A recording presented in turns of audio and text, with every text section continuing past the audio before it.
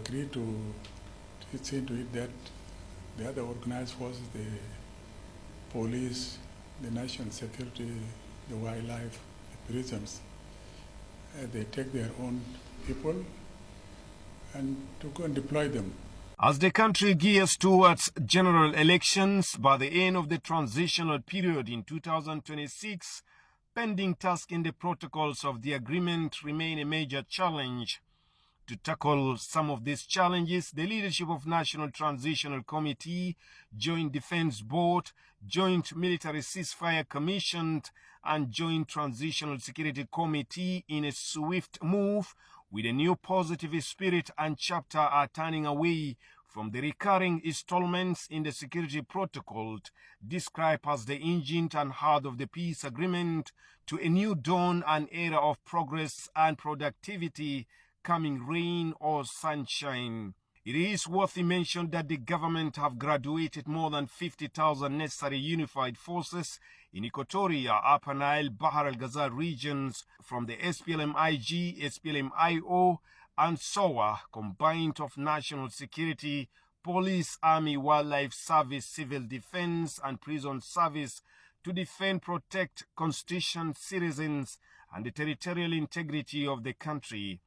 Some of these forces are not being given an assignment to discharge their duties effectively. In a meeting chaired by Kwalmanyang Juk, the head of National Transitional Committee resolved to make steadfast resolutions and recommendations, including the urgent deployment of the remaining necessary unified forces comprising of police, wildlife, civil defense, army, among others, to pave way for the start of Phase 2, scheduled to take place early September, running for a period of 3 months, and the deployment take course by December 2025. The country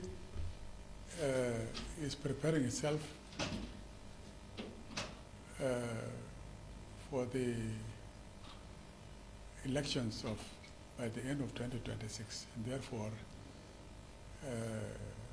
the security mechanisms must work so that the peace is realized in the country. We agree to see to it that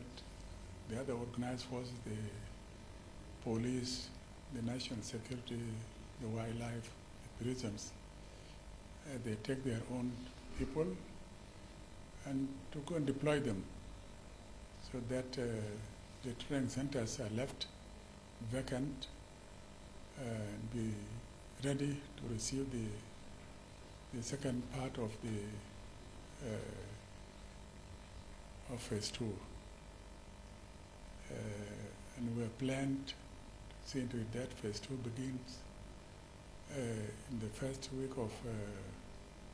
September, and training to go on for 3 months. By the end of November, then they can be passed out and be ready for deployment throughout the country. This will secure the processes of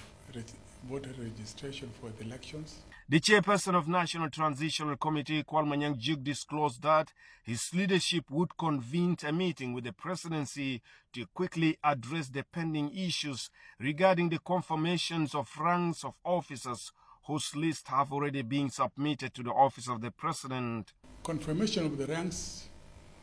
is already in front of the president, and I'll follow it up. I will follow this up, and we'll find a solution to it. It is at this backdrop that the leadership of National Transitional Committee, Joint Defense Board, headed by the new Army Chief of Staff, General Dawa Turjong,